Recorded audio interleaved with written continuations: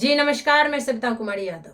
अब भारतवर्ष की तमाम आंगनवाड़ी सेविका सहायिका बहनों का आपका अपना यूट्यूब चैनल सविता कुमारी यादव में हार्दिक स्वागत करती हूँ, नंदन करती हूँ, अभिनंदन करती हूँ। बहनों, आज बड़े गर्व के साथ कहना पड़ रहा है कि शक्ति स्वरूपा नारी शक्ति आंगनवाड़ी सेविका सहायिकाओं की हुई जीत और हठधर्मी सरकार की हुई हार। उप मुख्यमंत्री सह विभागीय मंत्री से सौहार्दपूर्ण वार्ता हुई संपन्न, हड़ताल लिया गया वापिस। सरकार से सहमति के बाद आंगनवाड़ी कार्यकर्ताओं का जयपुर में धरना समाप्त। 14 सूत्री मांगों पर प्रतिनिधिमंडल की सरकार से बनी सहमति। प्रतिनिधिमंडल की सरकार से वार्ता। भरतपुर। वृंदावन लाल शर्मा। राजधानी जयपुर में 9 दिन से अखिल राजस्थान महिला एवं बाल विकास संयुक्त कर्मचारी संघ एकीकृत के बैनर तले चल रहा आंगनवाड़ी कार्यकर्ताओं का धरना डिप्टी सीएम दिया कुमारी से मिले आश्वासन के बाद गुरुवार को स्थगित हो गया। गुरुवार को महासंघ के प्रतिनिधिमंडल ने सचिवालय में डिप्टी सीएम और महिला व बाल विकास मंत्री दिया कुमारी से मुलाकात की। डिप्टी सीएम ने उन्हें उनकी मांगें पूरी करने का भरोसा दिलाया। आंगनवाड़ी कार्यकर्ताओं ने कहा है कि उन्होंने दिया कुमारी के मौखिक आश्वासन पर धरना स्थगित किया है। बजट तक इंतजार करते हैं। यदि हमारी मांग पूरी नहीं हुई तो हम उसी स्थान पर फिर से धरना देंगे। अखिल राजस्थान राज्य कर्मचारी संयुक्त महासंघ एकीकृत के प्रदेश अध्यक्ष गजेंद्र सिंह राठौर ने बताया कि उप मुख्यमंत्री दिया कुमारी से वार्ता सकारात्मक रही। वार्ता में बजट में की गई घोषणा अनुसार सेवानिवृत्ति पर 2 से 3 लाख रुपए राशि देने, आंगनवाड़ी सुपरवाइजर के लिए पद का कोटा 50% से बढ़ाकर 100% पद किए जाने सहित कई मांगों पर सहमति बनी है। मंत्री ने आश्वस्त किया है कि बजट में इन मांगों पर विशेष ध्यान दिया जाएगा। ये है इनका फाइल फोटो, जिसमें उप मुख्यमंत्री सह विभागीय मंत्री श्रीमती दिया कुमारी जी से आंगनबाड़ी सेविका सहायिका संघ की प्रतिनिधि मंडल वार्ता कर रही हैं। शक्ति स्वरूपा नारी शक्ति आंगनबाड़ी सेविका सहायिकाओं की हुई जीत, हठधर्मी सरकार की हुई हार। उप मुख्यमंत्री सह विभागीय मंत्री से सौहार्दपूर्ण वार्ता हुई संपन्न, हड़ताल लिया गया वापिस। जी नमस्कार, मैं सविता कुमारी यादव। अब भारतवर्ष की तमाम आंगनवाड़ी सेविका सहायिका बहनों का आपका अपना यूट्यूब चैनल सविता कुमारी यादव में हार्दिक स्वागत करती हूँ, नंदन करती हूँ, अभिनंदन करती हूँ। बहनों, आज बड़े गर्व के साथ कहना पड़ रहा है कि शक्ति स्वरूपा नारी शक्ति आंगनवाड़ी सेविका सहायिकाओं की हुई जीत और हठधर्मी सरकार की हुई हार। जी हाँ, आपने बिल्कुल सही सुना। ये खबर जयपुर राजस्थान से आ रही है, जहां पर 8 जनवरी से ही राजस्थान की तमाम आंगनवाड़ी सेविका सहायिका बहनें अपने विभिन्न मांगों के समर्थन में आईसीडीएस निदेशालय के समक्ष धरना प्रदर्शन कर रही थी।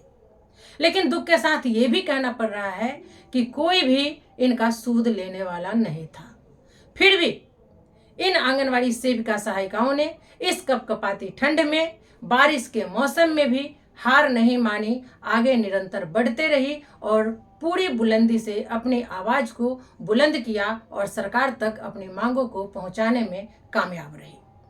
आज आखिरकार 9वां दिन यानी कि 16 जनवरी 2025 को उप मुख्यमंत्री सह विभागीय मंत्री श्रीमती दिया कुमारी जी आंगनवाड़ी सेविका सहायिकाओं की प्रतिनिधि मंडल को बुलाती हैं और उनके साथ वार्ता करती हैं।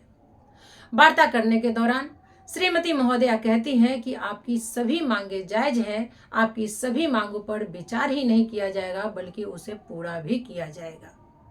आने वाले बजट में आपकी सभी मांगों की पूर्ति कर दी जाएगी। अतः आप लोग हड़ताल से वापस जाइए और अपने अपने जिला परियोजना में योगदान दीजिए। आंगनवाड़ी केंद्र सुचारू रूप से चलाइए, सभी कार्यों का निष्पादन कीजिए। हालांकि लिखित रूप से आंगनवाड़ी सेविका सहायिकाओं को या प्रतिनिधि मंडल को कुछ भी नहीं दिया गया है।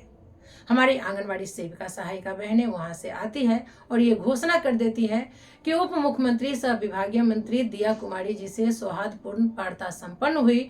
हम लोग कल अपने अपने कार्य दिवस पर वापस लौट रहे हैं। ये खबर अखिल राजस्थान एकीकृत आंगनवाड़ी सेविका सहायिका संघ की प्रदेश अध्यक्ष श्रीमती मधुबाला शर्मा और डिडवाना की अध्यक्ष श्रीमती जरीना बानो ने व्हाट्सएप के माध्यम से दी है। उनका कहना है कि उप मुख्यमंत्री सह विभागीय मंत्री श्रीमती दिया कुमारी जी से सौहार्दपूर्ण वार्ता संपन्न हुई, सभी मांगों पर सहमति बन गई है। उन्होंने कहा है कि अगले बजट में आप लोगों की मांगों की पूर्ति की जाएगी। इसलिए हम लोग हड़ताल वापस ले रहे हैं और कल अपने अपने जिला में परियोजना में योगदान देंगे और आंगनवाड़ी केंद्रों पर सभी कार्यों का निष्पादन करेंगे। और उन्होंने क्या संदेश दिया है, किन किन मांगों पर सहमति बनी है, वो जो लिखकर हमें भेजी है मैं आप लोगों को सुनाती हूँ। उनका कहना है, आज दिनांक 16 जनवरी 2025 को उप मुख्यमंत्री जी से सौहार्दपूर्ण वार्ता संपन्न हुई, जिसमें सभी मांगों पर चर्चा की। उसमें मंत्री जी का सकारात्मक रवैया रहा। निम्न मांगों पर सहमति जताई गई। पहला मांग था मानदेय वृद्धि, उस पर भी सहमति हो गई है। दूसरा है सेवानिवृत्ति पर दी जाने वाली राशि एक मुश्त राशि दी जाए 2 से 3 लाख रुपया, वो भी सहमति बन गई है। तीसरा है फेस कैप्चरिंग का, उस पर भी सहमति बन गई है। चौथा है महिला पर्यवेक्षिका में 100% सेविका से सुपरवाइजर में लिया जाए, इस पे भी सहमति बन गई है। और पांचवा है शिक्षा मंत्री जी से वार्ता करके बालवाड़ी को बंद किया जाए या आंगनबाड़ी कर्मियों को ही ये लाभ दिया जाए। धन्यवाद। प्रदेश अध्यक्ष मधुबाला शर्मा।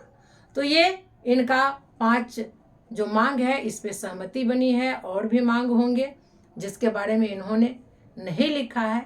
तो देखिए, मैं इसमें कुछ अपनी विचार रखना चाहूँगी कि हमने बहुत सारे राज्यों में देखा है कि जब आप हड़ताल पे जाती हैं, आपका हड़ताल चरम पे होता है, आप रुकने का नाम नहीं लेती है, आप उग्र हो जाती है, आप काली दुर्गा का स्वरूप ले लेती है, आप चंडी का स्वरूप ले लेती है, तो ये लोग ऐसे ऐसे कारनामे कर जाते हैं, ऐसे ऐसे प्रलोभन दे जाते हैं कि आपको लगता है कि हमारी मांगें पूरी हो गई और आप हड़ताल से वापस आ जाते हैं। बिहार में तो लिखित रूप से देने के बाद भी उनकी मांगों को पूरा नहीं किया जाता। आप बातनी पर कैसे विश्वास कर लिए। खैर, हम भगवान से प्रार्थना करेंगे कि आप लोगों की जो सौहार्दपूर्ण वार्ता संपन्न हुई है वो बजट सत्र में लागू हो जाए। इन्हीं शुभकामनाओं के साथ मैं आपसे विदा लूंगी। तो आज के वीडियो में फिलहाल इतना ही। हमारा वीडियो आपको कैसा लगा एक प्यारा सा कमेंट कर जरूर बताएंगे। फिर मिलते हैं अगले वीडियो में कुछ और नई जानकारियों के साथ। तब तक के लिए आप हमें विदा दीजिए। नमस्कार।